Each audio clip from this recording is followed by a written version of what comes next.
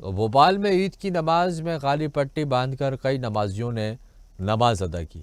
All India Muslim personal law board ने वक्फ board संशोधन bill के सांकेतिक विरोध के लिए नमाज के दौरान हाथों में काली पट्टी बांधने का आह्वान किया और यही कारण है कि बच्चों से लेकर बूढ़े तक काली पट्टी पहनकर नमाज अदा करने के लिए पहुंचे।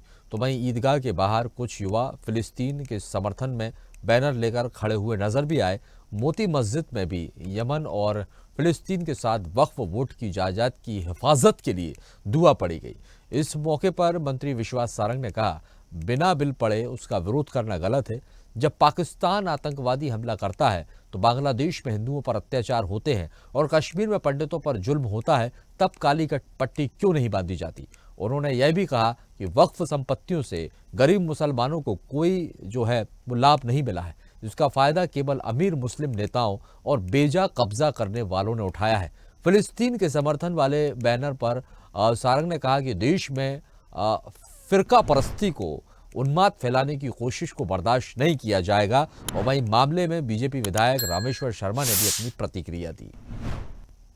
और सबसे बड़ी बात है कि कभी हिंदुस्तान का तिरंगा लेकर नमाज पढ़ी क्या? हिंदुस्तान के तिरंगे को सामने रख के नमाज पढ़ी क्या? तो हिंदुस्तान के प्रति रहो। फिलिस्तीनी के लिए दुआएं करना ये अच्छा नहीं है, मतलब एक मैसेज आप ठीक नहीं दे रहे।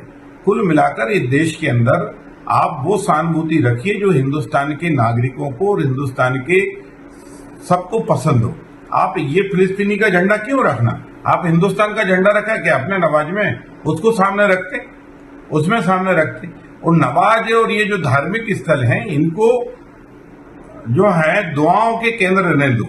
उन पर जो है आप बंदगी करो, नमाजें अदा करो, वहां तक ठीक है। उस पर पॉलिटिक्स ना करो तो ज्यादा बेहतर। देखिए, वक्फ के कानून को बिना पढ़े हुए केवल जज्बाती माहौल बनाने के लिए इस तरह का विरोध प्रदर्शन इस देश को तोड़ने की मानसिकता का परिचायक है। आपने काली पट्टी जब नहीं बांधी जब पाकिस्तान ने पुलवामा में आतंकवादी अटैक किया था। देखिए, फिरका परस्ती की बातें फैलाकर इस देश में एक बार पुनः उन्माद पैदा करने की जो कोशिश की जा रही है, ये बर्दाश्त नहीं की जाएगी। परंतु ये शुरुआत कहां से हुई?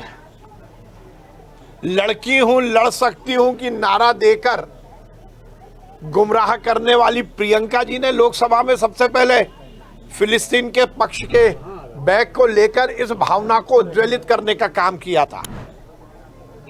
कांग्रेस और विपक्ष के नेता तुष्टीकरण की राजनीति को लेकर किस हद तक गिरेंगे। लेटेस्ट खबरों के लिए लाइक, फॉलो और YouTube पर सब्सक्राइब करें, बेल आइकन दबाएं, साथ ही विजिट करें SwadeshLive.com पर।